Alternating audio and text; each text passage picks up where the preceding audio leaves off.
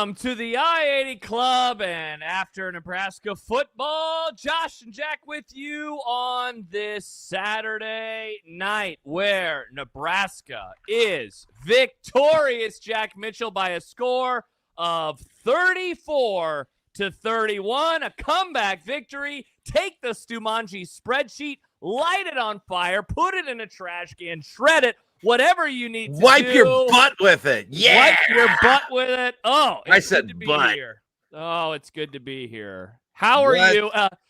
Jack, it's good to be here. It's freaking great. This could have been terrible. Instead, it's great. I am happy. I am I understand the gravity of the situation. It just, we don't get this. We don't get this moment. I savor it. I savor it so much. We don't get it. We're going to talk about all of that. I am thrilled.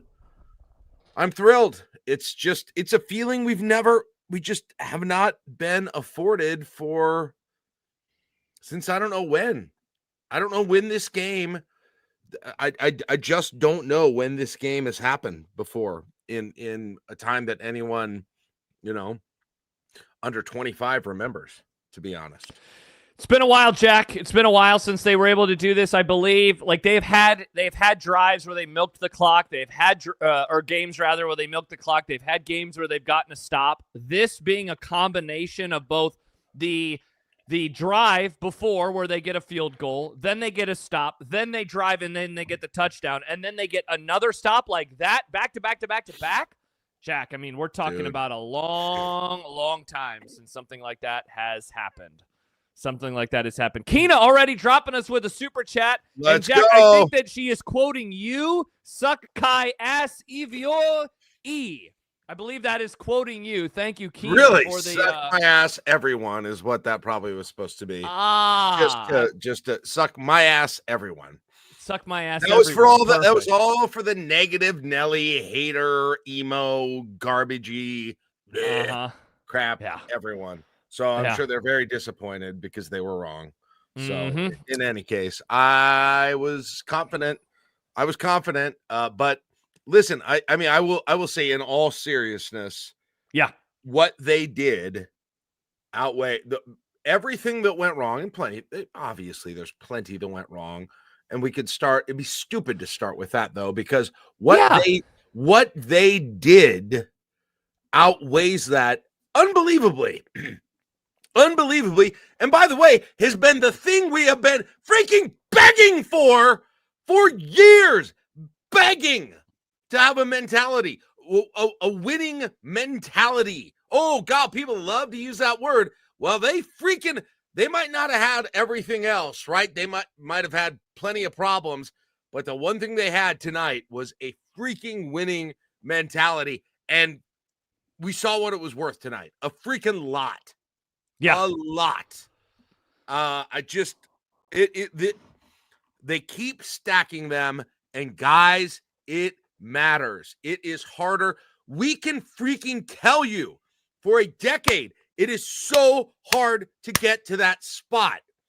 It is comparably easy to fix pass blocking, to fix good reads from defense, to fix all of these things compared to fixing your mental issues that are going on during games when you think, oh shit, here we go again. That's the hardest thing to fix. And we have been through it. We all know it. And they did it. We thought maybe it had happened, right? We thought with the bowl game, well, maybe it had happened against Boston College. Thought with Cincinnati, okay, maybe. I think so. Michigan State, well, yeah. Tonight was, Josh, tonight had every part of that in it. Every part of it. It was the antidote to the groin kick. As two people who know the groin kick better than anyone, we can say that. It took every element and flipped it on its head completely. Seriously, it completely flipped it on its head. And that is of so much more value than any critique that you've got of an imperfect team, which they are. But guess what? Every effing team is so imperfect. Have you watched football today? I know. I mean, I don't even know. Like if you're mad about winning at Maryland, like I mean, Penn State, like Oregon, like Georgia's down right now to Auburn. It's happening everywhere, Jack. It's happening everywhere. Welcome in. This is After Nebraska Football. If you are new to the show, if you're new to the pod, I'm Josh Peterson. I'm with Jack Mitchell. This is the I-80 Club. We go on many times a week, but in particular during the football season, we do a pregame show on Saturday mornings. We do a postgame show on Saturday nights. We're going a little earlier than normal tonight because Jack is all alone at home, and he invited one of his friends over for some brews and some football and maybe some upsets along the way. Now, as you can see. He's getting ready. He's getting caffeinated. I'm planning for a long night.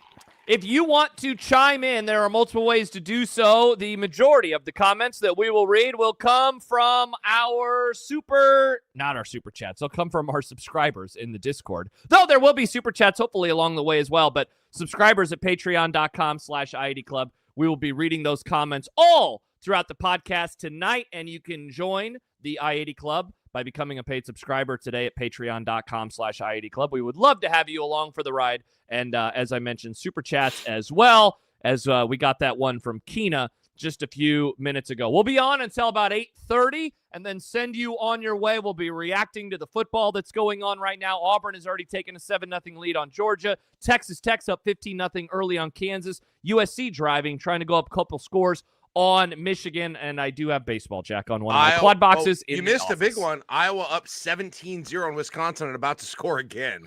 Yikes! So I will. I won't be watching that one a whole lot tonight. One of my friends, Jack, just texted me, and there's a lot of different ways we can go to start this thing off. You kind of honestly gave us a little bit of fodder there. I would love to talk about just the fourth quarter in a moment. I imagine there will be takes aplenty about Dylan Raiola and his performance today. We can get to all that, but I got a text from a friend who said that is Rhule's best win. Better wins in a lot of areas, but the most important and best. I don't really have an argument, Jack, with that text. By the way, that friend's name is Aaron. I want to give him credit for it. He is a subscriber of the I80 Club. Shout out to you, Aaron, listening after the fact, I believe. Jack, this game, like last week, was one where it seemed like it was, last week felt like it was teetering. This one was just in bad territory for a lot of the second half of, oh my gosh, what would this mean if they're unable to win, if they're going to lose? What is going to happen? There was many ways of discourse that life could have gone down. And as I mentioned at the start, 4 drives, right? Field goal, stop, touchdown, stop. And that doesn't erase anything that came before it. And we can talk about the things that came before it. But when I think of this game, I am going to think of those 4 consecutive drives and what Nebraska was able to do on both sides of the ball. Some big plays being made by Emmitt Johnson. Oh, baby. By Heinrich Harburg. Oh, baby. Everyone. And, every single person. Man. Everyone on the entire offensive team made a play tonight. Oh, my gosh. Some of the plays that were made at the very end by both sides of the ball, but in particular those receivers and those and that I was going to say those running backs. That running back, Emmitt Johnson, were amazing. Mike writes, Guy just called Bigger Overreaction and asked a question to Tommy Armstrong. All right. Wait. There will be Tommy Armstrong on the show? I'm confused. It's Gary and John.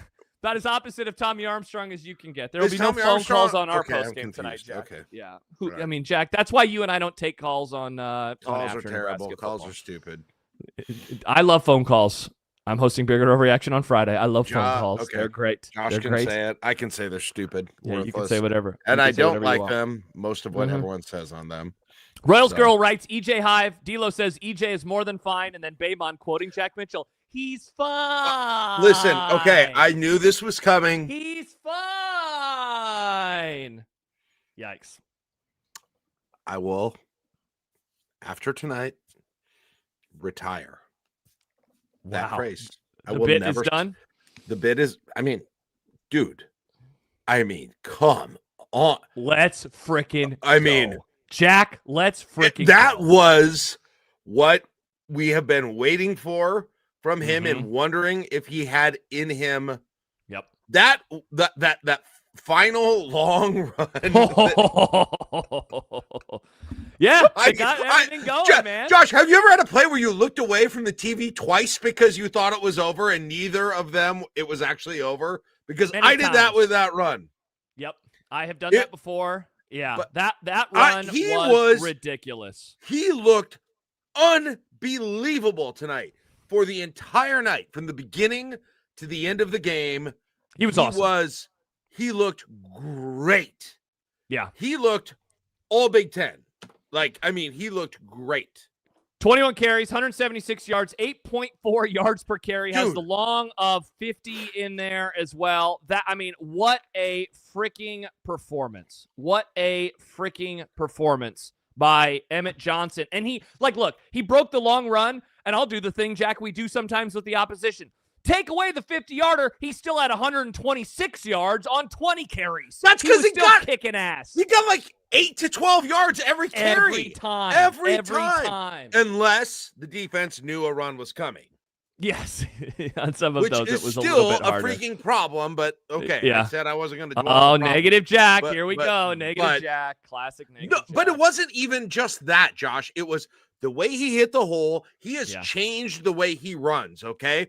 He was indecisive, even at the beginning of this year, but especially the last 2 years. He was indecisive. He no longer is. He knows where he needs to be, and he goes with purpose. And the first guy does not bring him down, ever. Mm-hmm. I don't know if the first guy who touched him brought him down once tonight.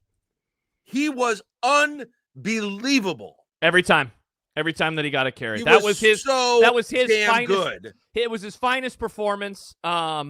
Easily, we've been waiting. Josh, as you it's said, the best running back performance since Amir Abdul.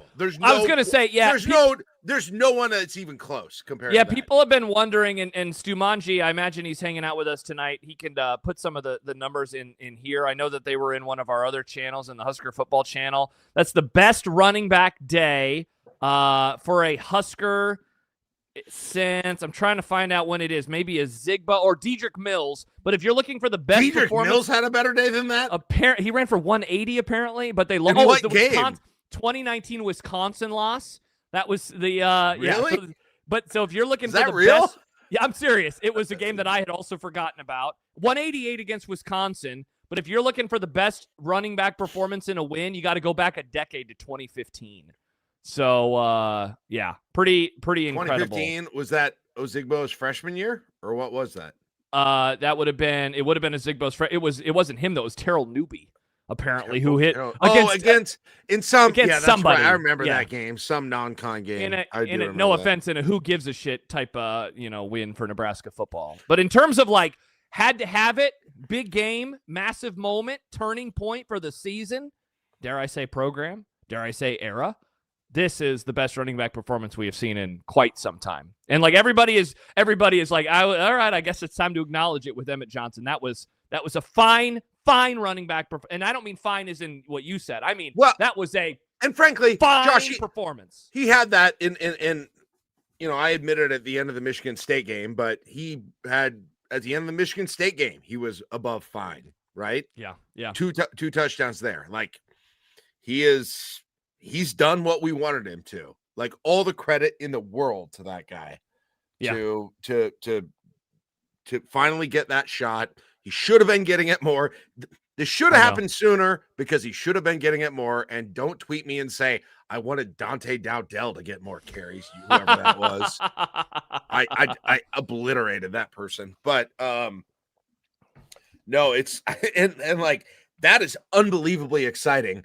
If defenses have to account for him, Josh. Yep. Because guess what? Of all the problems today, can you believe it? We could go over the problems today, but you know what one was not? Dylan Raiola getting sacked. 1 sack by Maryland today. If you would have told me that number, I mean, Jack, in the end, this was setting up for a classic groin kick loss where we would have come on and said, oh my gosh, no sacks, or 1 sack, you would have taken that. A long kickoff return, you would have taken that. You would have looked up and down the stat sheet and said all of these things were portending for a victory, and yet they would have lost. And instead, obviously that is not the case. Matt points out, bad coach clutch again. Shout out to us once. We did it again. Calling out the Dude, coach that needed to have a good day. The bod coach. Coach is magic. It is magic. Who's next week? Tune in to find out Saturday morning. Wow. Well, it'll be a recap because the game's on Friday. So tune in a few weeks. We won't have a bod coach. Oh, that's a little concerning. We won't have a bod coach. Maybe we need to do one tonight for Friday night, just to be sure. Hit us up if you want us to do that on Wednesday. Oh man. So yeah, just a couple more things on Emmett, Jack, before we move on. 105 carries now on the year, 650 yards. He's averaging 6.2 yards a carry, 7 touchdowns. He is on pace. For 1,300 yards exactly. 1,300 yards exactly as a running back. That's just as a runner. When you add in his receiving yards as well, the number bumps up to 100, and that's 130 receiving yards. So right now, he has 780 yards from scrimmage, which is on pace for 1,500 plus from scrimmage for Emmitt Johnson. What's his run? What 600? What 50? So he'll be behind Justice Haynes. He'll probably be number 2 in the conference, though. Yeah, unless Waymon Jordan absolutely goes off for USC tonight. So yeah, how about that, man? Yeah, how about that, man? Like, if he is not like anywhere near, I mean, he's going to be a 1,000-yard guy, obviously.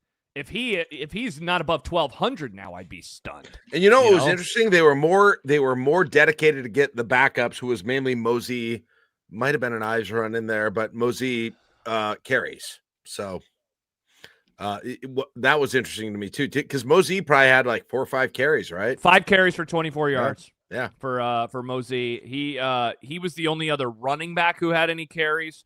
Harburg had one. Oh, that's right. I forgot about the Harburg run for -2 yards, and then Dylan Raiola had 2 carries for -4 yards. One of those, of course, is the sack. So he had a run of 6 yards for Nebraska today. Dylan Raiola finished 20 of 29, Jack, as a passer, 260 yards, 4 touchdowns, 3 interceptions, still completed 69% of his passes, which is hilarious because, of course, Jack, this is going to be a game where the interceptions, I mean, it will be a talking point. That was almost the talking point. Like, that was almost the takeaway from this game, more than anything else if they would have lost. If they would have lost, it would have been a whole should Dylan Raiola be starting thing, Mm-hmm. Yeah. Would have come up. Although I am nearly certain the 3rd interception, Cortez Mills ran the wrong route. Yes. Yeah, it certainly seemed that way on that one. But in the throw, and then one, he was trying to throw it away, I think. And he kind of got hit, so he didn't get much on it. But that was a weird one too. And then the one was just once again didn't read the defense well. So concerned. But back to the positive side, Josh, special teams again. Can you freaking believe how amazing having good special teams is? What an eraser. That's what it is. It's an eraser of other things going wrong. It's so disappointing that after we talked about all of the internal positivity that they were going to be able to score a touchdown on a kick return, that they were 10 yards short of it there. Like they almost nailed it again. So for those who are joining us and are not subscribers to the I-80 Club, or maybe don't watch every episode, and that's totally fine. There's been a lot of chatter, internal confidence from the program that Nebraska is going to make big plays in like every game, but they're calling it out in very specific ways. They've been saying in from like game to game this year, hey, against this team, watch out for this type of return or this type of special teams play, because they see some sort of a weakness to exploit, for the opposition. Against Maryland today, the chatter was that they were going to return a kickoff for a touchdown. That was where a lot of the bullishness lied. And wouldn't you know it, a great kick return for Nebraska and almost results in a touchdown. That completely, I don't want to say it changed the game, Jack, because there was so much more game to go, but that was a huge moment for Nebraska early on when they got that long kickoff return. It was crazy. It was huge. And like, I could not, you said it this morning that I think you said Sip had said he had heard that or something. I don't know. It was in Tunnel Talk earlier this week. Where that came from. And And then I saw it and I was like, oh my gosh. Like, because punt returns are one thing, kick returns never freaking happen. Never happen. And it was right there. It was right freaking there. And Kenneth Williams, shout out May Morley Elementary School. Shout out. I didn't even see how it ended. I thought he was gone. Like, did he get caught? Did you walk out of the room? Yeah, he got caught. Yeah, I did like a walk out of the room thing. Well, so you looked away on what? Or I probably looked at my phone. I probably got my tweet ready to go. You were like, you idiots! Look at this! Another good play, you morons! Yeah, just incredible. Like I'm doing in the YouTube chat right now. I saw that, Jack. We're supers only. If you're going to start responding to people, I'm doing it only by tweet. I'm not reading it on outside. I'm not reading it. I'm just destroying people in the chat and not even mentioning it. Unreal. But now you're because they don't listen carefully. Yeah, and that's not a good thing. That'll screw you up in other parts of life. Well, watch out. Now Husker Scott's going to be really triggered by you, and he throws a hissy fit if you don't say anything nice to him. So watch out. That was incredible. This is 1 week after a lot of the staff internally were saying, hey, we're going to block a punt. And then they blocked a punt last week. What are they going to predict next week? What's it? I don't know. I can't wait. It's such a fun. Are they going to be like, we're going to fake a field goal, score a touchdown? That would be interesting. I mean, Jack, remember going back to the offseason, a lot of the chatter was watch out for an Archie fake. And we still haven't seen one of those to this point in time. We still have not seen an Archie fake to this point in time. It's called a farchie. It's called a farchie. A farchie. Let's see. What else? Adam says, guys, we just won a -3 turnover game. Dude, I mean, they tried. They tried to give it away. Like, wow. And they tried to give the Michigan State game away too. It's crazy. Yeah, Huss points out Archie's one punt was actually pretty bad. Yeah, that was one of the definite rough plays. Once? He only punted one time because they either scored, turned it over, or had the one drive that ended on downs. Is that what happened? Yeah. In the whatever in the game. I mean, it was against. I'm not really worried about that, to be honest. I'm not really worried about. Honestly, I'm not worried about anything because not being able to win mentally was the biggest concern of my life for this team, and that has been overcome. Everything else seems like a molehill now. Everything, punting, throwing interceptions, every problem you could imagine, because they seem to have gotten over the mental issues that they had. That, my friends, was the most difficult thing possible.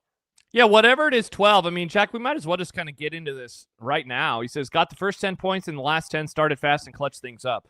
We have had a lot of fun because we did the Groin Kick Chronicles about the idea of, is the groin kick era done? We have been debating this amongst ourselves for many, many months. A lot of people, rightfully so, pushed back after the bowl game and said a bowl game cannot end a groin kick era, not when it's in New York City at a baseball stadium, right? Like, we heard a lot of that. Agreed. Then they beat, and we agreed. For the record, we agreed. The thing that we hoped for is that was something that you could then push into the following year. All right, so they did that.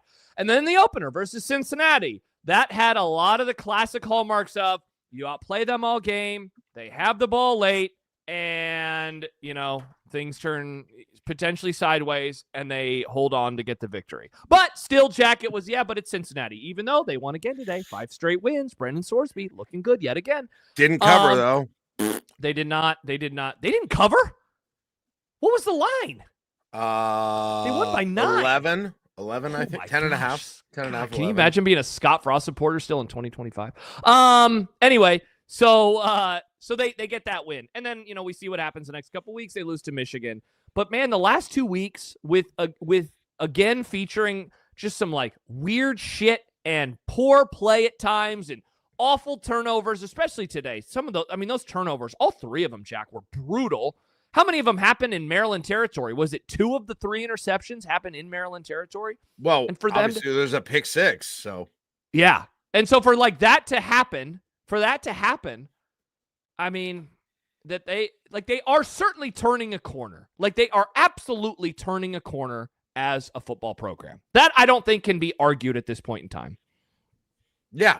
No, I mean, listen, if there's one thing we learned about this whole groin kick era project that we did that not everyone, a few people shat on, it was like understanding what happened in those games. And what happened in a bunch of those games, Josh, is they outplayed the other team for the vast majority of the game.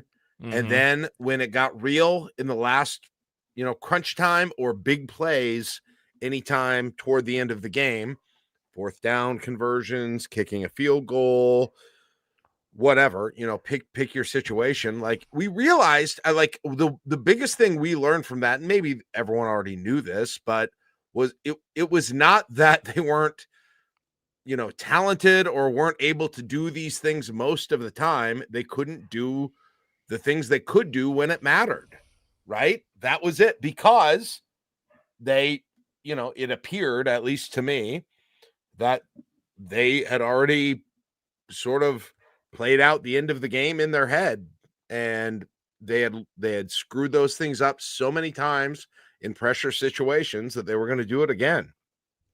And today was the exact opposite of that in every way possible. And there were a lot of fans, and probably me to some degree included, but there were a lot of fans that are still in that mindset, right? They're just not, once something goes wrong, everything is going to go wrong. And Matt Rule talked about it in the post game, right? When Dylan threw interception number, he talked about a game when he coached for the Giants, when Eli Manning threw 4 interceptions, but yet threw some kind of a dime to win the game at the end. And that's what he is somehow convinced, in my opinion, he has somehow gotten the message to the team that you have got to, once something goes wrong, you have got to delete it. You have got to completely delete it from your mind and be able to go forward without it impacting you whatsoever. And that is exactly what they did today. And I think it's hard for fans to believe that's actually can happen and is happening. And you can't blame them, because it's been 10 years that it hasn't ever happened. Almost ever, as we documented. But like, that's the thing about that whole project that we did, is that like, I feel like I can recognize it now when it's not happening and how significant it is. And today was the most significant moment of that we have seen in over a decade. Yeah, Royals Girl says, I don't think I'm exaggerating. It was so nice to see another team make the mental mistakes that we are so used to making during the groin kick era. Like they just personal fouls. I mean, yeah, intentional grounding. Yes, right? That's a great call on that one. Yeah, for sure. I mean, that's the frustrating part, of course, is the interceptions. Because like I don't want to say outside of that they played a clean game, but I mean, Jack, there is like, look, this is a program that is still growing, right? I think that shows itself in a myriad of ways. As someone who watches a lot of football, you can see growth from programs in a lot of different ways. I think how it shows itself right now is that they are able to have these drives where they look really good, like really, really, really good. And then they also have these drives where they look like they have never practiced football together before. Yeah. And that is how you see a program that is still learning what they are, or learning how to play together, or whatever it is. Like, that's still inconsistency. That's still a program that is not where it wants to be. Let me tell you this: all of these years, everyone looks at Iowa and Wisconsin, not Wisconsin this year, but in previous years, right? And it's just like, well, that's if you could only be like that, right? If you could, that's what Nebraska is doing. What those teams have done when they're good is being confident that they are going to, they're not going to be the ones to fold when the pressure, gets high. And it's just, it is so big. The other stuff is going to have to come along. But on the other hand, Josh, there's not a game on the schedule left anymore that they can't win. How crazy is that? How different everything looks. And you said at the start of the pod, look around the rest of the country right now, man. This is a weird year. Like, it's Ohio State and then everybody else. It looks like at this point in time in college football, it looks like they are on a different plane. And then Indiana is certainly up there given their performance on the road at Oregon. And everybody else is a level or two down. And Nebraska's schedule moving forward, I mean, God, if Penn State just lost to Northwestern at home, why can't Nebraska go into State College, PA, and get a victory? Why can't they go into Minneapolis? They're going to be favored next week against the against the Gophers. Why can't they go in there and get a victory? Of course, why can't they win a game against USC at home, et cetera, et cetera? UCLA looks like the hardest. UCLA, what the hell's going on? UCLA looks like the hardest game. Like, I'm barely kidding when I say that. UCLA almost looks like the hardest game left. Yeah, Matt says, who's number 2, Miami? Yes, it is. In my opinion, it is Ohio State, big drop, Miami, Indiana, and then I have no idea. Well, we'll see what happens with Georgia, But yeah, I mean, they already lost to Alabama, so I definitely don't think that's true. I don't think they're in that. I mean, like, look, they could become that, but I don't think that those teams are on the level of Ohio State at this point in time. That's true. That's true. Oh, and I assume people have heard this, but Drew Aller's out for the year. Yes. Yeah, he's done.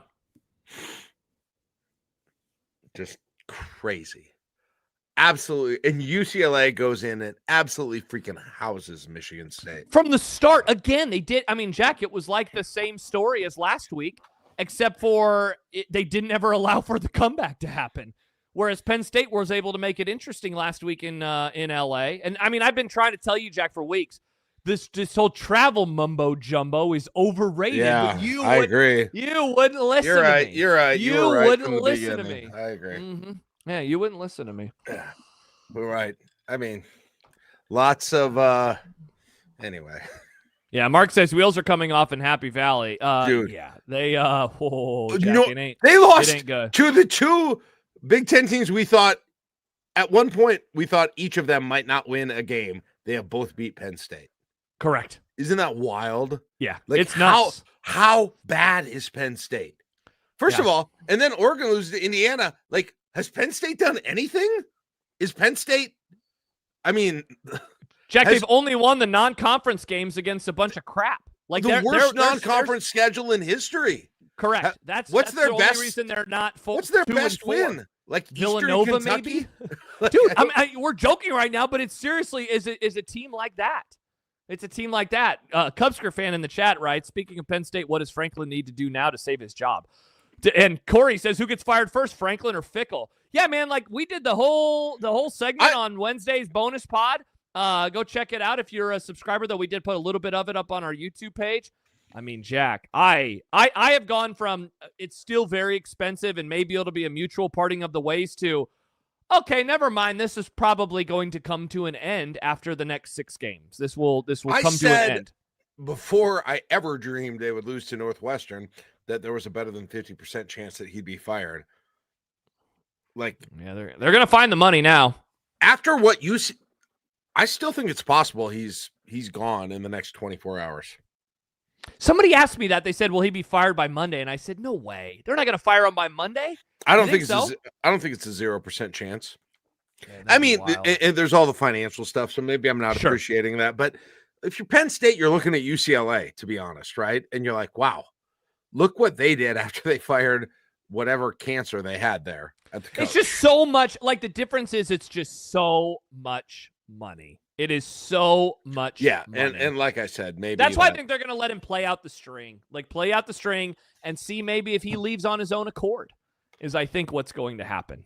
By the way, Jack, I believe Georgia just went 3 and out, and they are now about to punt it back to Auburn. They're down 10-0 early on in the second quarter. What a day! What a day! Is Nebraska going to be in the top 10 tomorrow? You might see them. You might see them with a number 8 next to their name. You can whatever, say whatever you will. There is absolutely a scenario that Nebraska wins out. Okay. I'm not saying it will happen. I'm not saying it's likely. You've never been able to say this, though. First of all, if you just make the favorite of every game right now, going forward, is Nebraska going to be favored in every game the rest of the year? Look, I don't want to use the altar that is. I don't want to go to the K Ford numbers because some people in the chat get very mad when I lean on Kelly Ford and his great rankings and his fun graphics. They will not be a favorite the rest of the way. No. Like, where will they not be a favorite? USC will be a short favorite, probably. And then I know Justice Haynes runs for 15 yards on them. I know. And I know that Penn State sucks ass, but it still is a road game in State College. And then I guess we'll see what happens with Iowa. But Nebraska's been a favorite against Iowa as like a 3-8 team recently. So Nebraska will probably be a short favorite there. Chris says maybe not UCLA. Yeah, who knows, Jack? Gosh. Maybe UCLA will be a favorite when Nebraska. Do you want to goes there in know? a few weeks. Do you want to know Penn State's schedule now that they've lost their starting quarterback? It's bad. I know it's terrible. At Iowa, at Ohio State, Indiana coming to them, at Michigan State, and then Nebraska. You're looking at 3-6, right? You're looking probably at 3-6, 4-5 at the best. Best case scenario. They're gonna be in a worse mood than when all the Paterno stuff was going on and Nebraska played them. I mean, geez. Oh my gosh. Wow. It will, yes, for different reasons, but yes, everybody was in a pretty terrible spot. It's gonna be the same aura. Yeah. Mo says Jack is drunk on Husker victory. Jack, is this the drunkest we have been on and I mean that not literally, but in terms of wild times? I'm not even trying to be drunk on Nebraska right now. I am telling you, Penn State has gone to hell. Yeah. I am saying I don't know what USC is. Minnesota will hope. I mean, they might beat Purdue tonight. They might not. Yeah. I'm saying their schedule. UCLA we thought was terrible. I'm saying the reality of the schedule is that who knows? Yeah. Who knows is that there is. I'm not wrong in that every game from here on out is winnable. Why is McMaster acting like he's coming on the show? I was going to say, Jack, you said we don't take calls, but look who just showed up in the StreamYard. It's Matt McMaster. I heard you guys were talking about the Northwestern Wildcats. I just wanted to shop on, baby. Go Cats! Never a doubt. Never a doubt. I mean, they go to the Valley. I mean, they fire James Franklin. James Franklin's job is gone. It's gone. Who would have thought that Preston Stone, Caleb Kamalafe, Joe Hyman, they Hyman? Joe Hyman destroyed James Franklin. He's fired. He's gone from the Big Ten, Jack. It's because of Coach Boyfriend Part 2 and the Northwestern Wildcats, Coach baby. Boyfriend Part 2. Oh, my God. Look at it. Look at it. This thing is 3 sizes too small. It doesn't fit me anymore. Go Cats. Go Cats. Incredible. Good to hear from you, Matt. This is awesome.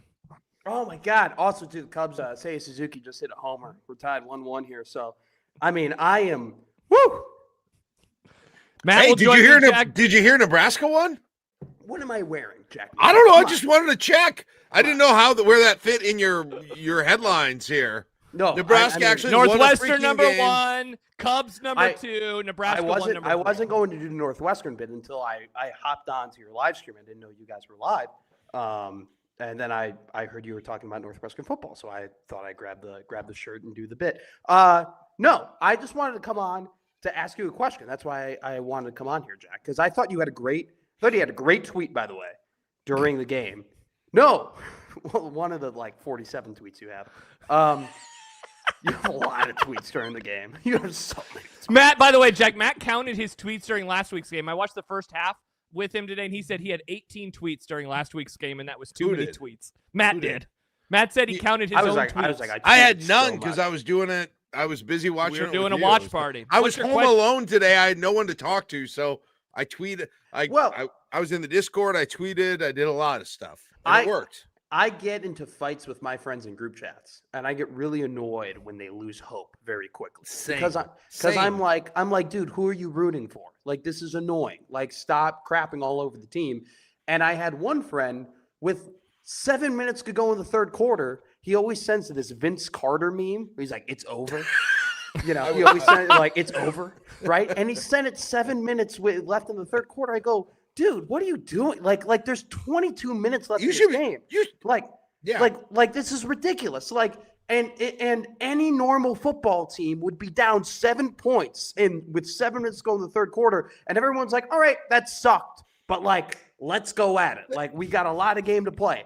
And it just seems like this fan base just doesn't want to do that. Amen. And I get really annoyed by it. And I saw your tweet and I go, you know what, Jack Mitchell, you're totally right. This is very, very annoying. What did I say? Which tweet? I don't even know what you're saying. You said, I'm hopping off this app because there are so many of you I just don't want to communicate with right now. You're like, I just don't want to. It's not everyone, but there's such a high number of people. It's exactly what you talked about with that meme. So You know what? Yeah, go ahead. People, the people who the Vince Carter meme people of the world, we need to be dragging them tonight. We need to drag the shit out of them tonight. You were wrong. Admit it. Admit it. You don't know. You don't know. Okay. And we are shaming. You've got a problem, and you are writing emo lyrics for Dashboard Confessional. You have got a problem. Okay. You need to recognize it. Go to Negativity Anonymous and get that shit out of your system, and then come back, and maybe you'll come to my watch party. And by the way, the guy who sent the meme, we're not allowing him to celebrate this win. Like we are like you don't go to bed. Be a part. No, exactly. You don't get to be a part of this because you doubted it. So my question to you though is, Jack, oh, that's right. There was a question. There is a question. My question to you, it's 2 weeks in a row now. 2 weeks in a row. They are down 7 going into the fourth quarter. 2 weeks in a row where you're like, oh my God, the game is out of hand in the third quarter. This is completely flipped. And they end up winning it.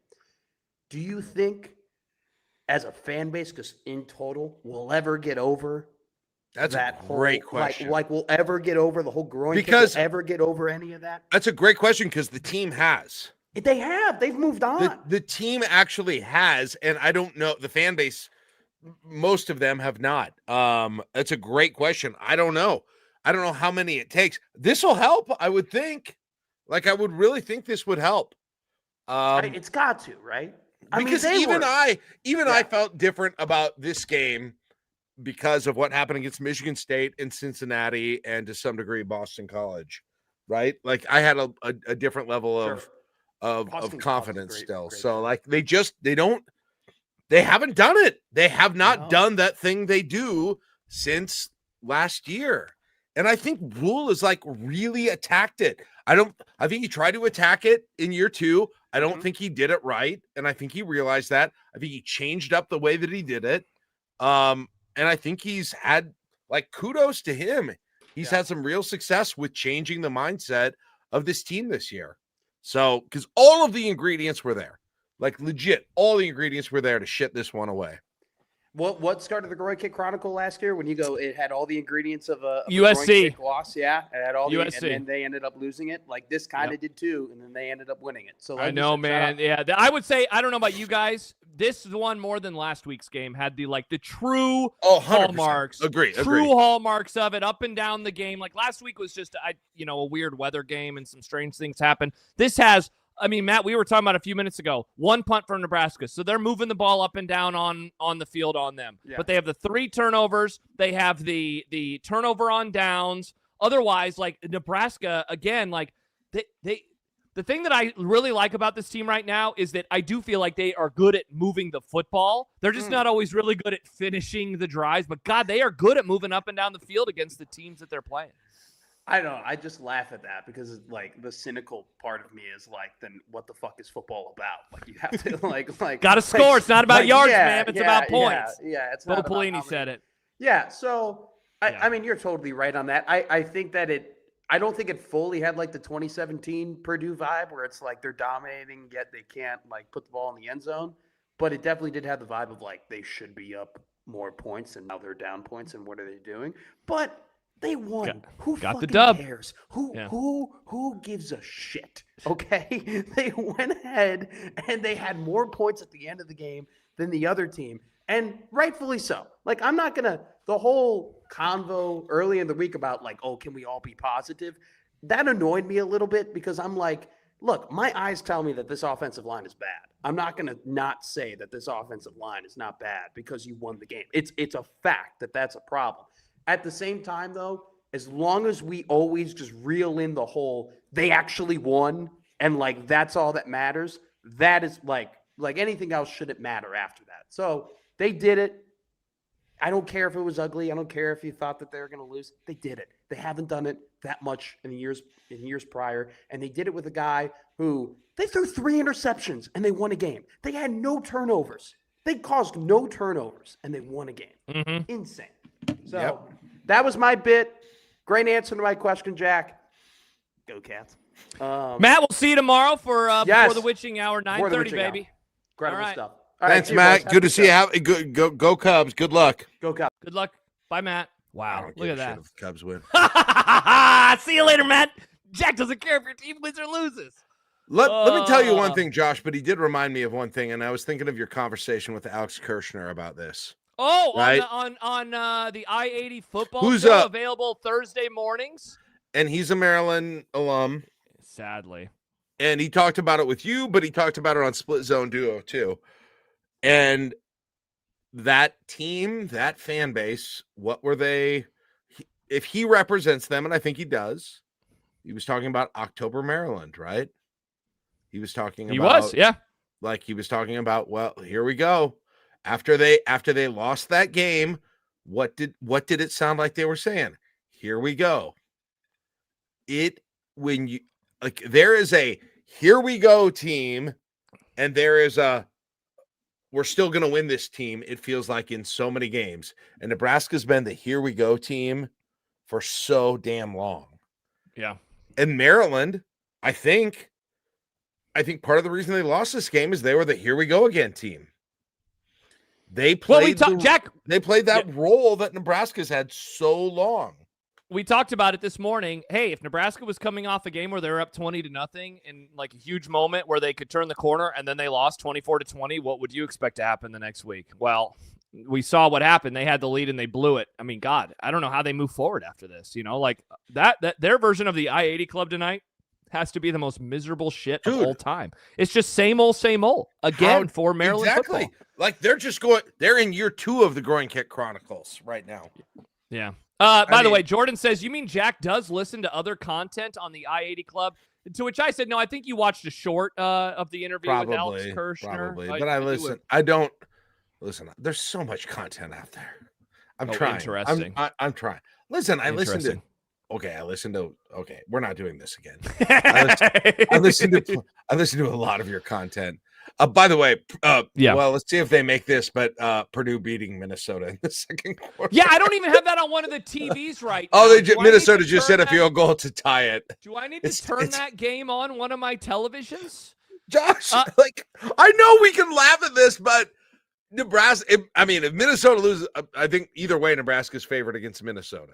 Nebraska's not going to be underdogs, yes. Nebraska's going to be favored against Northwestern. Okay, they will be favored in the next 2 games. The USC game is the one where it gets interesting. There's a chance that Penn State is going to have like a complete civil war situation going on at Penn State, right? Like, and maybe UCLA comes back to earth. Like, again, let's have some damn fun, can we? Allow me. For a minute. Check, no one's allowing you. No one. I've gone a decade without fun. Straw. There might be a straw man right now. I think everyone says, have fun, please. No, I saw earlier, you read a comment that was addressing Jack's feelings, some whatever. Oh, yeah, Brendan was. It was Brendan? I'm surprised to see that. In any case, let me finish. Okay. So, yeah, like, let's say for fun, I don't want anyone to, but let's say Nebraska runs the table. Okay. Let's say Nebraska runs the table. Then what? First of all, I don't think Ohio State does not play Indiana, right? No. Well, they do. It's in Indianapolis in the Big Ten championship game. Right. But I mean, in the regular season. They do not play them in the regular season. Okay. So there's a chance that they both go undefeated, and that's your Big Ten championship game, right? Yes. And then in this scenario, and just play it out with me, right? So Nebraska and maybe Oregon only have 1 loss in that scenario? Yeah, I would be surprised if Oregon lost again. I would be very surprised because they do not play Ohio State in the regular season. Right. Okay. But there's it's those 2 teams, right? Nobody else only has 1 loss. It's Nebraska and Oregon. Let's see. Oregon has remaining at Rutgers. Wisconsin comes there. At Iowa. Minnesota comes there. USC comes there. And at Washington. Yeah, they weren't going to lose again. Man, they were going to go undefeated. They really needed to win that. And by the way, Matt points out Michigan currently has 1 loss, assuming that they win tonight against USC. Even better reason to cheer for USC tonight. Even more. That said, though, if we're imagining a world where Ohio State's undefeated, that means that they would beat Michigan. Oh yeah, that'd be a second loss for Michigan. And Michigan owns Ohio State, so maybe Ohio State will lose a game. Yeah, I mean, either way, Indiana will be the only undefeated team. Yeah, like what I'm trying to ask you is, does winning out guarantee Nebraska a spot in the playoff? I mean, I jokingly had a comment before the because I thought they could lose one more and still make the playoff possibly. So I jokingly said around the Michigan game, I think I said this with you. Hey, if you were someone who talked a lot of trash about Indiana last year, you better go back and delete some of those tweets. If you said this team doesn't deserve to be in the playoff, you better delete some tweets. If you want to live in the fantasy world that Jack just created, you really better delete those tweets because their schedule is garbage the rest of the year. Barring USC winning today and against Notre Dame, their schedule sucks, and there would be no wins of any note whatsoever in terms of college football playoff resume building. So just get ready. Just get ready to, man, Jack, can you imagine this fan base led by you? You'll be like Mel Gibson in the non-problematic way in Braveheart, where you'll be saying, hold. You guys will be going after all of the national scribes, all of the national people, and all of the negative Husker fans that still exist out there that don't like Matt Rule. You'll be just yelling at everybody. Just let me paint a picture for you. Okay. It's Saturday, December 20th, 2025. Snow is falling. Oh my gosh. In Lincoln, Nebraska. Yeah. The Mariah Carey, All I Want for Christmas is playing for you. Oh. And Nebraska is hosting a playoff game. Wow. In the first round. What would that be like for you? I think that's my son's 21st birthday too. Oh my gosh. Oh no, it's 2 days before it. It's December 20th. Wait, do you not know your son's birthday? I didn't know what day the games were on. Oh, okay. It's Friday or Saturday, Friday, December 19th, Saturday, December 20th is the first round. Okay. Whatever. And Nebraska's hosting a playoff game. Whatever. 11-1, third place Big Ten team that just ripped off. I don't even know if that's even possible. If they go, all I'm asking is the only question I'm asking is, okay. Let us have fun. If they win out, what's it look like? What do you mean? Do they host a playoff game? Do they make the playoffs? Who are they playing? What does it look like for the path to the national championship? All right, two things. First of all, one, I did not think that we would go down, will Nebraska be an 11-1 playoff team territory on tonight? I thought that today was going to be a lot more like debating about how good or bad Dylan Raiola is. I'll be honest. That's what I thought tonight was going to happen. Have you met me? That's a great point. So your question is Nebraska a playoff team? No, if they're 11. If they're 11-1. Yeah, of course. I would start with this. Given how topsy-turvy the sport seems to be right now, 11-1 would probably be, I mean, it is an amazing record. I don't know how many teams would even be that good. Maybe they get a bye. Okay, that wouldn't happen. Settle down. But like, Jack, they just automatically go to the championship. Maybe they would. Yes, they would be. I cannot believe I'm entertaining this. Where would they do the parade if they win the national championship? Is it still 72nd? 72nd and Dodge, I believe. Yeah, like the big. Yeah. I just want to make some plans for that in case. By the way, Keenan just goes, "Did I miss an impromptu McMaster?" Yeah, Matt was here for like 10 minutes. It was awesome. He just showed up. I don't know what happened. Jack seemed very. Are you upset that I sent him a StreamYard? That was me, by the way. I invited him in the back door. Is that okay that I? Nope. Okay.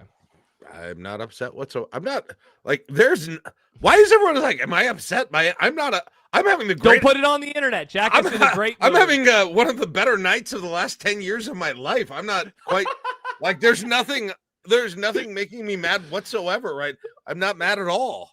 DW says there is going to be so much crazy shit that 11-1 is for sure in the playoff and for sure hosting. Yeah, I mean, Jack, like I don't. Friday night. Dude, baby, December 19th. I want Nebraska if I can't believe now I'm entertaining this. If they made the playoff, I want them on Saturday so bad. I want them on the Saturday so bad. I don't want it. Like, I love Friday night football. I can't wait for next Friday. It's going to be great. I'm hosting Big Earl Reaction.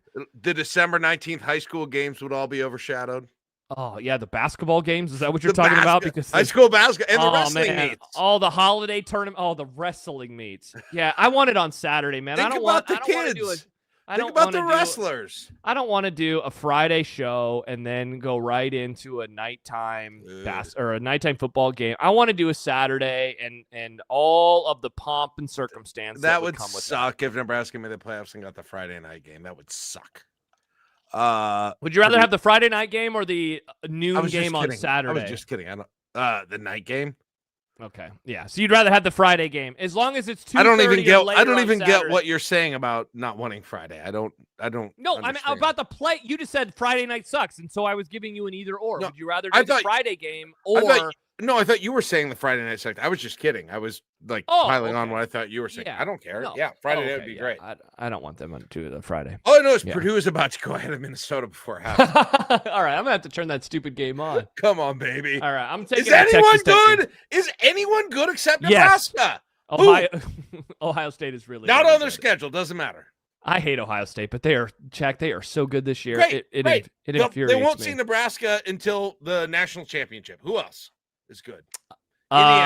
Indiana won't see Nebraska to the national championship. Yeah. You're asking for. So you're saying who's good in the country, or are you asking for who is good in the? Who is good that Nebraska could ever potentially play this year? USC before the national championship. They just gave up a touchdown to Michigan, 7-7. I mean, so did Nebraska. Nebraska gave up touchdowns. Nebraska almost beat Michigan. I don't know if you remember that, but Carter Nelson tries for the onside kick, and Michigan has 2 losses. UCLA, they've played well the last 2 weeks. Jack, what about UCLA and Nico Iamaleava? I'm terrified about that game. No other game am I scared about, but that one I'm terrified about. Connor, by the way, just posted a picture of you reading a book. Is that you reading the list of good teams Nebraska's playing this year? Is that what's going on in that photo? Michigan or Minnesota, Northwestern. What about at Iowa? home. What about Iowa? Says Matt. What about Iowa?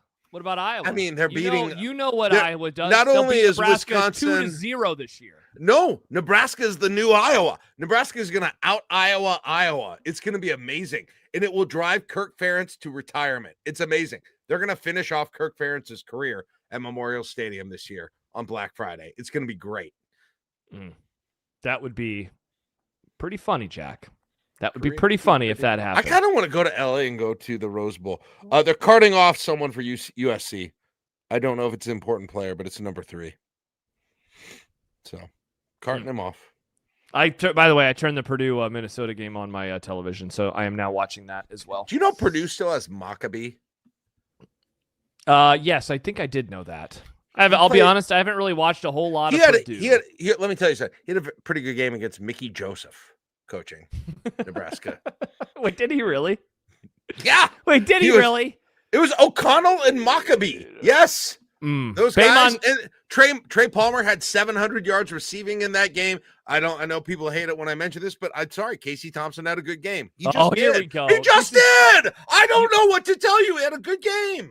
This has been one long pod leading to you saying, Casey Thompson, bench Dylan, bring in Casey Thompson. Is he still have eligibility? I would get him on the roster for the end of the year. You see what the Bengals just did with Joe Flacco? Not very different than what I want.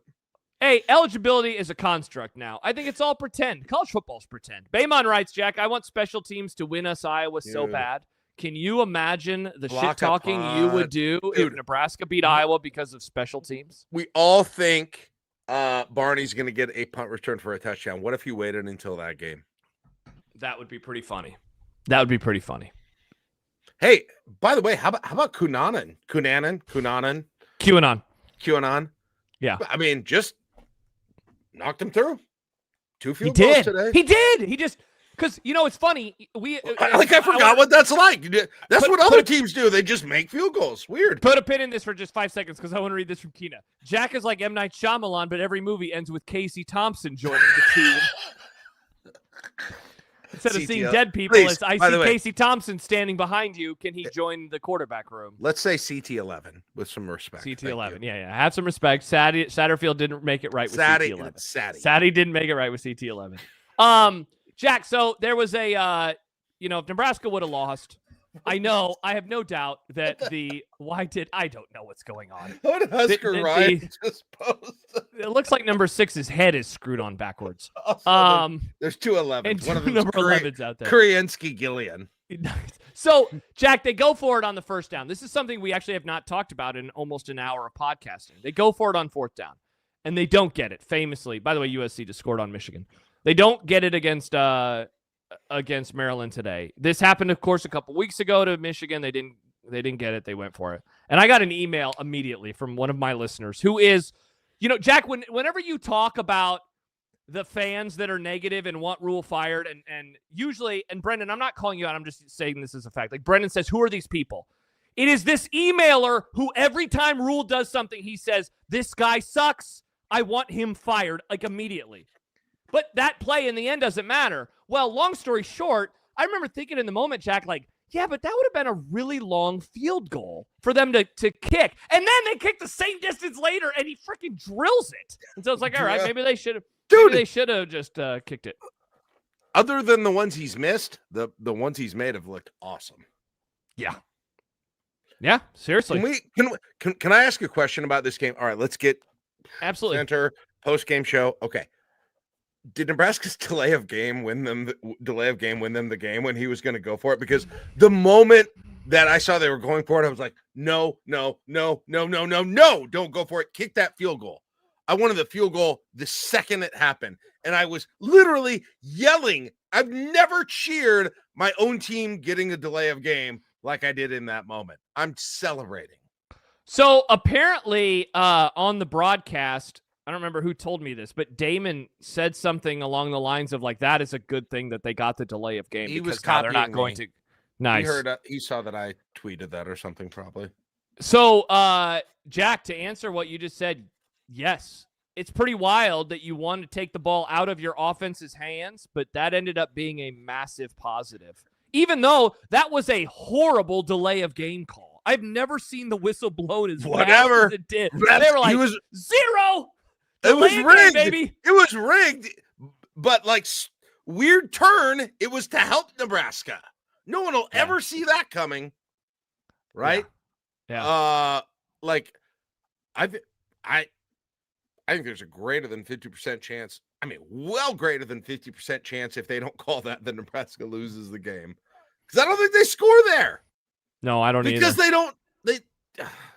they can't. They don't do well in those scenarios. And Nebraska's got to quit going for it emotionally. You've got to quit it. Take 3 points. Because all you're going to do is tie the game anyway, right? Like Purdue just scored, by the way. I don't know. Are you talking about the first drive, or are you just talking about the drive that resulted in the false start and then kicking the field goal? Which drive are you talking about both right now? Well, no, I'm talking about the false start. Or no, I'm talking about the delay of game one. Okay, delay of game, excuse me, not false start.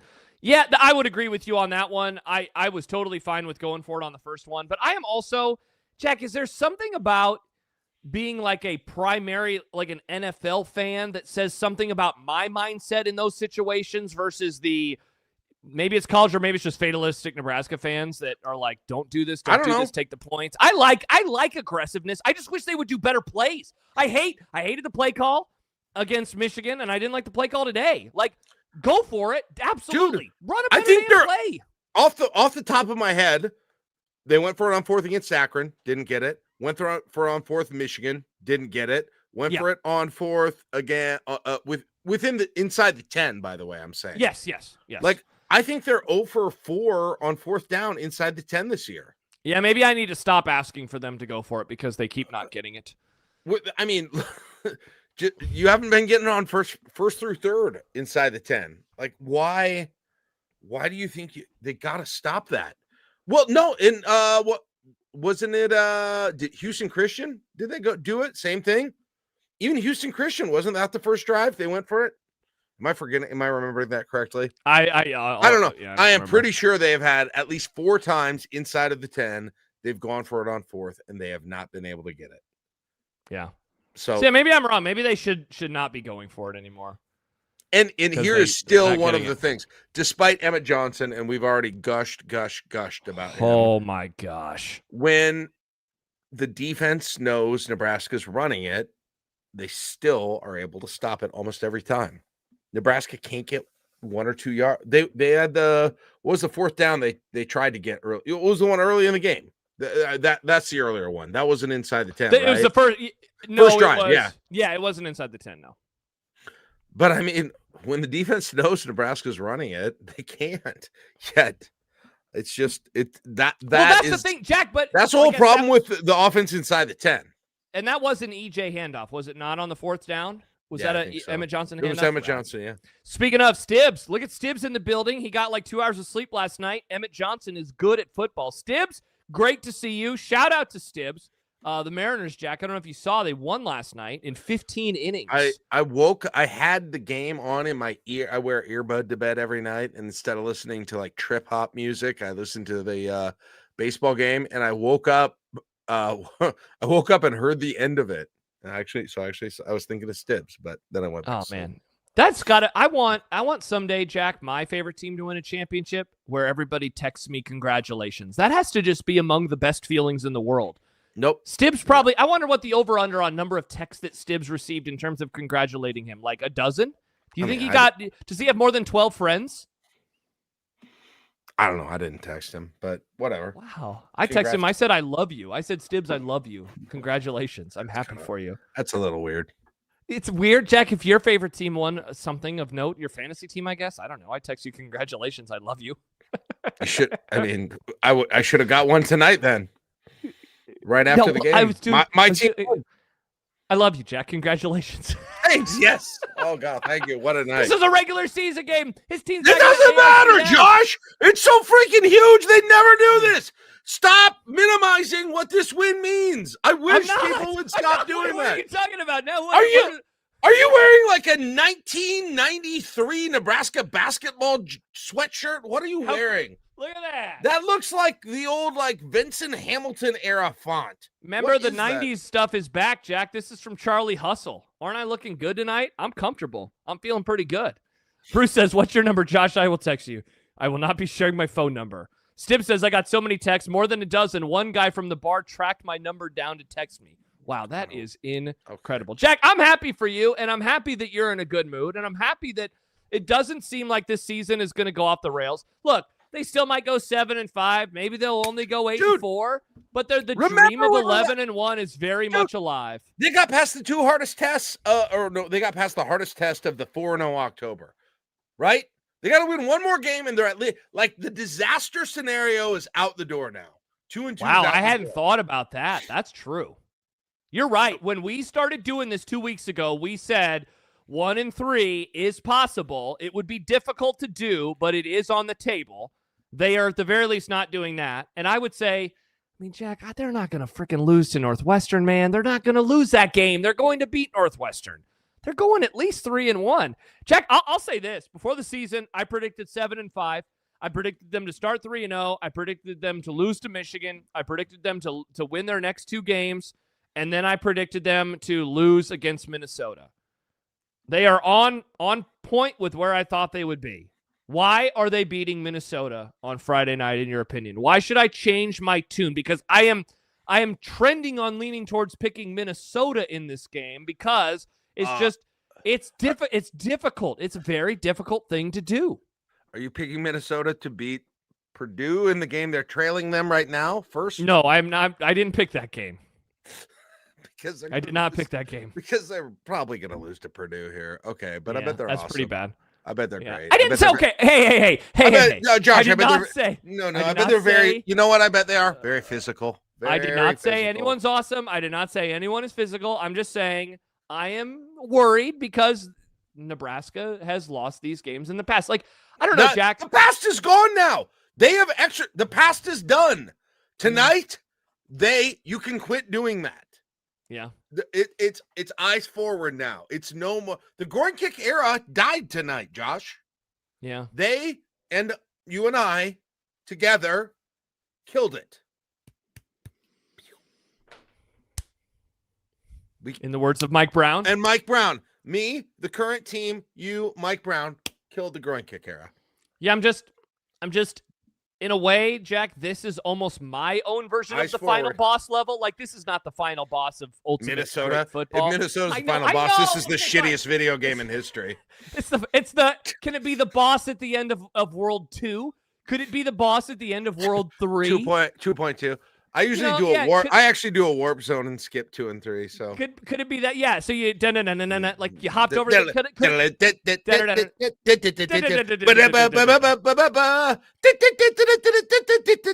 got a star.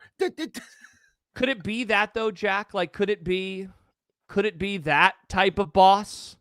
Like, is that a boss like that Minnesota could be for you? Like you, I feel like are ready to go all in on everything has changed. Everything is different. No, they're gonna. Are you not viewing Minnesota as like they got it? This would be one more game that is often tough, often difficult. I want to see them get by this, and then I will officially believe. Or are you already there? You have no doubts. Josh, DW says I think Nebraska is going to maul Minnesota. Whoa. I have decided after this game, I am erasing I'm doing I'm doing like the Men in Black thing. Like I'm erasing my past memory. It's just going forward. Or maybe it's a better example is Severed, right? Or something like that. Like I don't know. Severance. But just I'm looking at Minnesota for who they are today, October 11th, 2025. And what they are today is losing to Purdue. Okay. And I know, but worse teams have beat Nebraska. That's in the past. I don't think you understand what I'm saying. Today is the first day of our new lives. We were born. We're born again. We're born again today. We're Christian. You're born again. Christians. No, we're born again Husker fans. We were just born today. We're little babies today. We're 1-0. Yay. I like this idea. Born again Husker fans. Born again. No more looking to the failures of the groin kick era. Josh, you and I killed it, except what we did. We did fix everything. We fixed everything. We murdered it with an axe by talking about it. Okay? We did. By the way, Auburn was at the 1 yard line, and they might have scored, but they might have fumbled as well. And then Georgia might have ran it all the way back for a touchdown. I have no idea what. Why were you raising your? Who were you cheering for? I think Auburn scored a touchdown. Give them the 6. Big Auburn guy. I mean, are you a big War Eagle guy? I just think it's funny when Georgia loses. If I were to do, Jack, my most hated teams in college football, I think Georgia would probably be number 2 or 3 right now. By the way, I don't think it's one game that makes the era over. I think it's Boston College, Cincinnati, Michigan State. He fumbled it. Yikes. I think it's 4 games. They've done it now. They have done it now. It's not just one game, to be clear. Yeah. By the way, they did fumble it. Auburn fumbled it at the 1 yard line. What a freaking joke. They're about to go up by 3 scores. Did you see when the Illinois... I do not like Hugh Freeze, Mark. Settle down. I just hate Georgia. Did you see when the Illinois punter was going to punt and it was a bad snap and he just took a knee, or he accidentally took a knee to go get to field it, and it was just that game sucked. DW says, how did Wisconsin get so terrible so fast? Is that what it was like, Jack, for college football fans watching Nebraska football in like 2002? Like, how the hell did this program go 7-7? This is weird. Here's the wild thing about where we are right now is we are watching it's like you have all of a sudden the scales are off your eyes and you can see what happened to us happening to other programs. It's amazing. Even a little bit with Maryland today, right? October. Oh, here we go. Like, it's unbelievable to be out of that cycle. And Nebraska is. Embrace it and understand the power of it. They're outside of that cycle now. And because they're born again. Born again. It is new. The past is gone. That's nothing. Now, it has no impact anymore. They made a hard cut right there. Okay? It's just the future. And so if you think Minnesota's going to beat Nebraska, it's because of how great they're doing against Purdue tonight and how great they've been this year, which is really good. Like, they had a good game against Buffalo, had a tough 3-touchdown loss against Cal, obviously, who's a really good team. Did get a late field goal against Ohio State. People forget. By the way, Jack, are you watching this Auburn-Georgia game? No, I only have 2 screens. I got Michigan and I got the Minnesota game up. Jack, so they're reviewing it right now. If Auburn did not score, he fumbled at the 1 centimeter line. I mean, you want to talk about a groin kick moment for the Tigers? This is going to be absolutely brutal. I don't know what they called on the field. So whatever is going to happen, one fan base is going to be pissed, and the other is going to be really, really happy. Wow, did Texas won that big against Oklahoma? I didn't even know that. Yeah, they way, dominated them. How about the false alarm on Florida State this year? Dude, Jesus Christ. This is, I mean, we said it a few minutes ago as we were doing Nebraska's going to go to the playoff edging. Jack, this is a weird-ass college football season.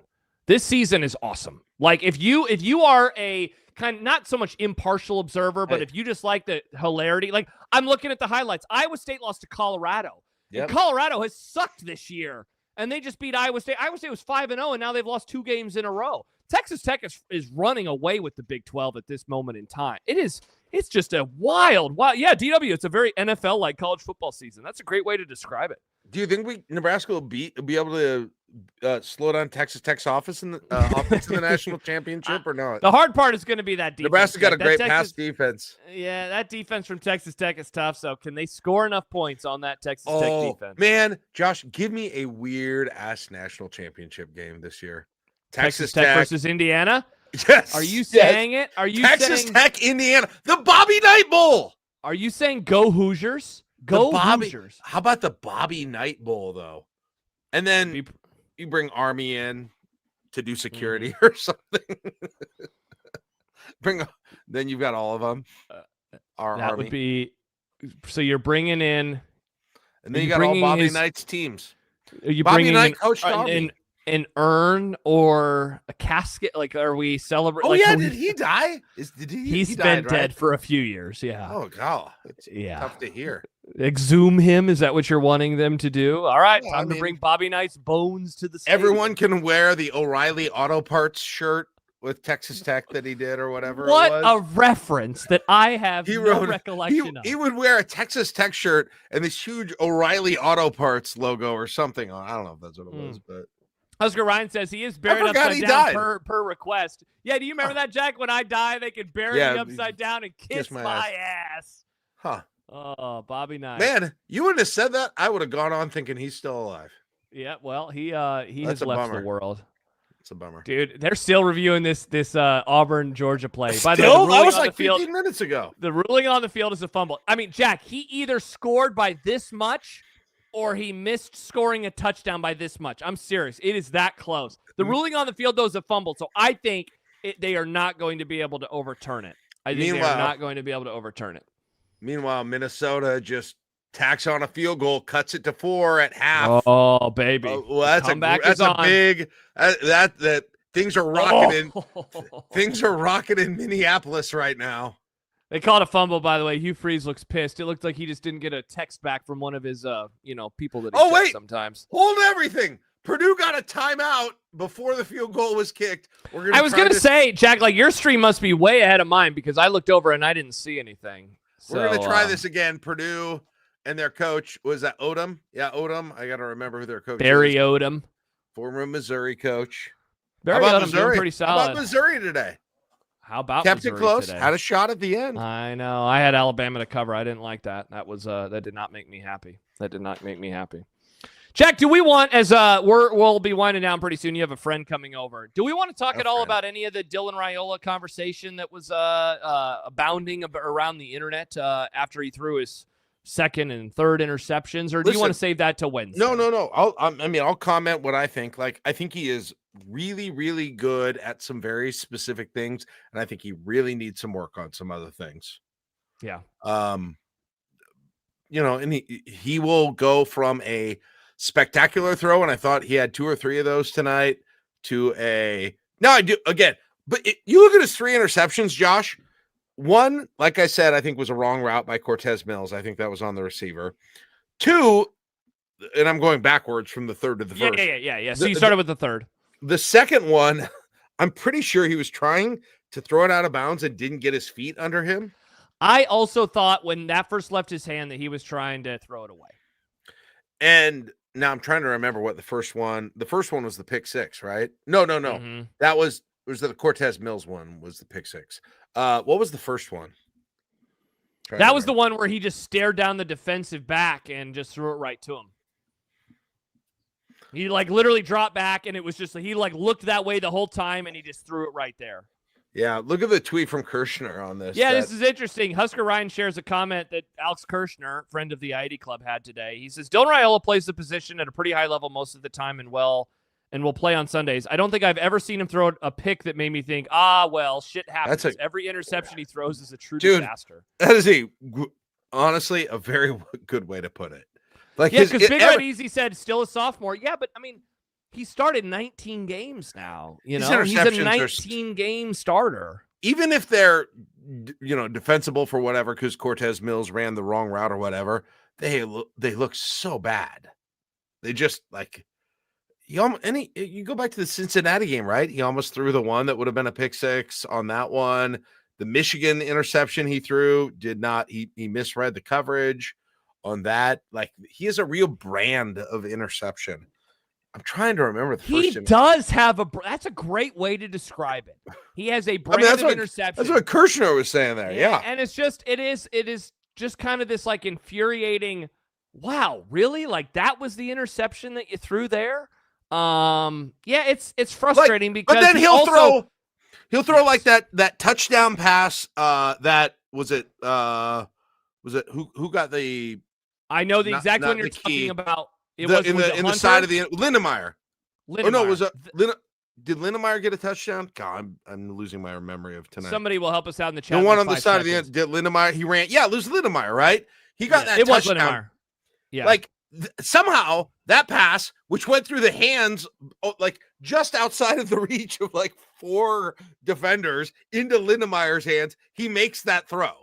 Yeah, exactly. He will make these throws that look like they're going through like the freaking Matrix with a ball. Well, Jack, how about? And I don't think we've mentioned this play at all tonight. Yeah, I said Lindenberg. That was funny. How about hilarious. The throw? And I know we at the very beginning of the game we mentioned Harburg, but the throw that he had to Heinrich Harburg on the last drive of the game was so a good. Freaking dime. That replay that they showed from behind it where he's rolling right and it's like 3 bodies and it's like defender and then defender and defender behind him and Harburg is in the middle and he somehow got it to him. Was ridiculous. And by the way, all those unreal throws are all when he's on the run outside of the pocket. Correct, they are every single time. Great at that.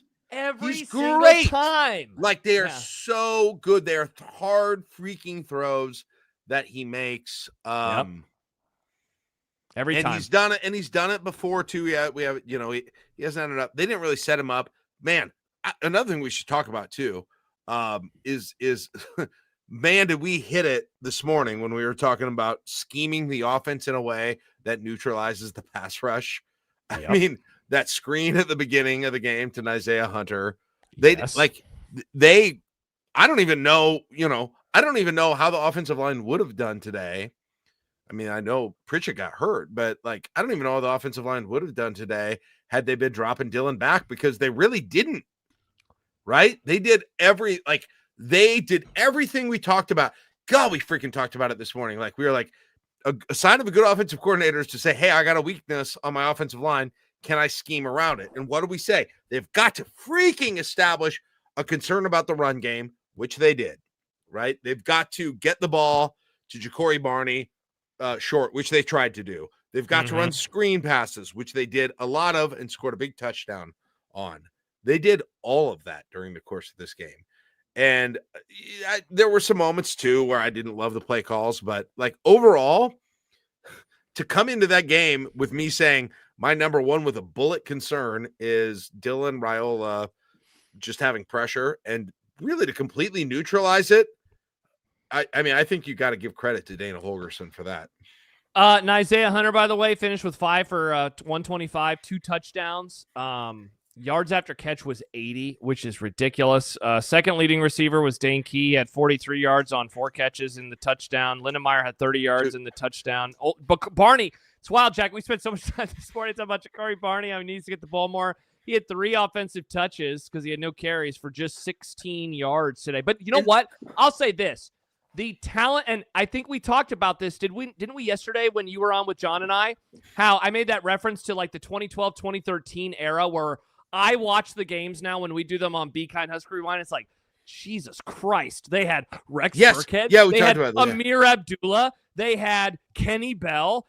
they were loaded. How didn't they win every game they ever played? And now the talent, it's not that good. It's close. It's close. Really, tight really end, good right tight now. end, wide receiver, running back is really close. Because Emmitt Johnson, he's not a mirror, but he is damn good. And I don't know, man. Isaiah Hunter, like, let's see. Like that, and then Ja'Cory Barney, obviously, you and I are. Ja'Cory Barney, we don't even know how good Dane Key is. That touchdown, the one, and then the one that he dropped and almost got, yeah. They are underusing the F out of him. Yeah. They have got to figure out a way to utilize Hunter and Dane Key as weapons more to terrify offense. Think if they were Ohio State receivers, how much, like, just how often and how much damage they would wreak, those two. Yeah. They're good, man. They're good. It is like the best that's set of full skill position players since, I don't know, whatever year. But, I think it's somewhere in just any of the Amir Abdullah years, like, overlap it with something. And so my guess is it would probably be, I don't know, man, when you have him and Kenny and Jordan Westerkamp, like, and Rex, like, there was a year where all four of those guys were on this team at the same time. Like, that's probably the last time. So, like, in that 2011, 2012, 2013 range, my guess would be 2012 because Rex was still on the team, though he got hurt that year. Amir was coming into his own, and the receivers were really good. So it's probably one of those years. And that's why, end? Like, who was the tight end in 20? I don't remember if Kyler Reed was still on the team anymore. Cotton? Yeah, probably Cotton was still on it. So, like, they were. I think Lindenmeyer might be better. Honestly, Quincy Anunoa says Jordan. Yeah, Quincy was on those teams if I remember right. Jacket. So, like, all of that to say this, it's going to give them a chance in all of these games against even matched teams. They are going to have these receivers who they're not perfect, but they're really, really good, and they are open. They are open, and they just got to get them the freaking football. You know what they need? Dylan Raiola to get better. Yeah, for sure. They need Dylan Raiola to get better and the offensive line to be consistent, but if they can do that, they have the other pieces that still haven't hit their stride, to be honest. Emmitt Johnson started today. But Jack, is there a world where we, in our most bullish on Emmitt Johnson, we're underrating him? Is there a world where that happens, or will he be like? Is he going to reach that potential? This is the first game where he looked like that. Sure. So now are you going to say he's fine? Yeah, I said I'm done. I've retired that. I texted you. I texted you and I said that's retired. I'm burying that. Man, come on. I'm burying that along with the groin kick era. He's good, Jack. He's good. He was so good. Like, good, every damn run was so fun. It was so fun to watch. I know. I forgot what Josh, I freaking forgot what having a good running back looked like. Yeah. The Dallas Cowboys, my beloved Dallas Cowboys, they have a running back this year named Javonte Williams who was with the Broncos. He tore his knee up a couple of times. It seemed like a kind of a throwaway contract. But what I love about him, he's good, but he runs hard. And when you don't have a running back who runs hard for a few years, you kind of forget how much you enjoy just like hey, it should have been a 1-yard gain and it was 5. Or, hey, it should have been a 2-yard loss, but he somehow gained 2. And Emmitt Johnson, the dude is quicker. The dude is stronger. He is faster overall. And, Jack, I feel like game 6 today versus game 1 a month plus ago, I feel like his vision is better too. I feel like he is becoming a better running back before our eyes. Dancing. Even at the beginning of this year, he danced too much. He's become more decisive, and you're exactly right. He's got better vision. The reason he's not dancing is because he sees the field better, in my opinion. Yeah, I think so. And let's be honest. Like he could have pouted because of how he was used the first 2 years, and he almost left, and he didn't. And then he went this whole offseason, and he hung out with Dylan, right? And he was an ambassador for the program. Like, all credit in the world to that guy. Like, I love that guy. I am so glad to see this from him. Yeah, it's been awesome to see. And that play call, by the way, the touchdown. Yeah. For as much as we've given Nebraska shit for not being able to score with the 10, that Dane Key play call and Dylan's throw on that were great. Yeah, it's funny. Every part of it, we haven't even talked about that play. That was great. Yeah, because, I'll be honest, Jack, when they got down there. So, first of all, Maryland has 2 timeouts when Nebraska has first down. I'm like, okay, run the ball because you'll either score, which will be nice, or you'll make them take a timeout, which I wanted them to do. And when they drop back to pass on that first play, I'm like, are you serious? And then they drop back to pass on the second play, and I'm like, are you serious? And obviously it worked. Because the first one was bad, yeah. First one was bad. Yeah, Mark, remember when he went into the portal? Emmitt Johnson, people forget he went into the portal. But he came back, man. And I'll say this again about this offense. Every dude on this offense had a part in that win, right? It's skill positions. Well, hell, not even just skill, but Turner Corcoran's in there at the end. Turner Corcoran not a sentence anyone ever wants to hear. Also played on the 2012 Nebraska team you were talking about. And him and Amir Abdullah, great chemistry from all reports. He had a couple of good blocks on the one where Dylan fell over and threw it. Like, he had a good play there. I mean, I think the guy got injured on it, but Jack, I can't wait to go back and watch some of the plays from this game and just remember the roller coaster ride of this game is pretty wild. This might have to be. Maybe this is an off-season instant Be Kind Husker Rewind classic, Jack. Like, I feel like we should do this one in the off-season. This was a fun game. Throw by Dylan, I don't even know what the hell happened on that throw because number one, I don't know why Dylan fell down. Number two, I don't know how he threw it so well. Number three, I don't know how Hunter was so open. There were like 5 things that confused me about that play, and it all combined into beauty. I don't know. And Turner Corcoran was in, and I noticed on that play that Corcoran was in blocking. And somebody mentioned that Pritchett made a great block on the Hunter touchdown early. Exactly, he did. He made a great block on that play. Really good. Wow. Lindenmeyer had a couple of great blocks today. Lindenmeyer decleated some guys today. Yeah. What a game. Great. It's 34-31. Nebraska's 5-1 for the second straight year. Jack, did you see as we get ready to wind down? Chris Heddy, did you see the tweet from Chris Heddy today? No, I forgot about Chris Heddy. Do I not follow him? Wow. I don't know. Well, I'm going to read you this tweet because you're going to laugh pretty hard. Let me find it as I scroll. Matt Rule is the first Nebraska coach to win 5 games in a season 3 times since Bo Pelini. Touch. We're burying the past, Josh. That's why we're burying the past. Burying the past. At least 2015 to 2025. We're burying it. Nebraska 5-1 for the second straight year. It's good. We're burying it. So good thing Josh and I recognize the groin kick era for what it was. And so now you at least can go back and learn about it as the kids in their history classes will. Yes. But we also killed it. Yeah. Jack, for the first time since 2016, Nebraska is going to finish October as a bowl eligible team. The only question is, will they become bowl eligible on Friday versus Minnesota, or will it be the following Saturday versus Northwestern? Either way, we will have you covered here inside of the I-80 Club. If you would like more of what we have to offer, we would love to have you a part of the I-80 Club, a growing community of Husker fans. Like 99% Husker. I think it's all Husker fans. I have no idea. It's like all Husker fans. We'd love to have you. Patreon.com/I80 Club. We do bonus podcasts in the middle of each and every week. Most of the time on Wednesdays, sometimes on Tuesdays, sometimes even on Thursdays. We'll be on a Thursday in a couple of weeks. Stay tuned for that because I have to call a soccer match on a Wednesday. We also do podcasts on Saturdays and Sundays and Mondays and Tuesdays. We do a podcast every week. Jack, coming up next week, Shahan Sheikh Jaraja will join me from CBS Sports, CBSSports.com. Oh, that was the part I didn't hear. Okay. Yeah. We're going to talk some college football with him. Also, I got other guests booked. We have a lot of stuff coming up. All right, Jack, I'll let you do your stuff. Do your things. Tomorrow, Volleyball State. There will be a Big Ten breakdown on Monday as well. He's Jack. I'm Josh. We are back on Wednesday together. Thank you for joining us for After Nebraska Football. Huskers are 5-1. Good night.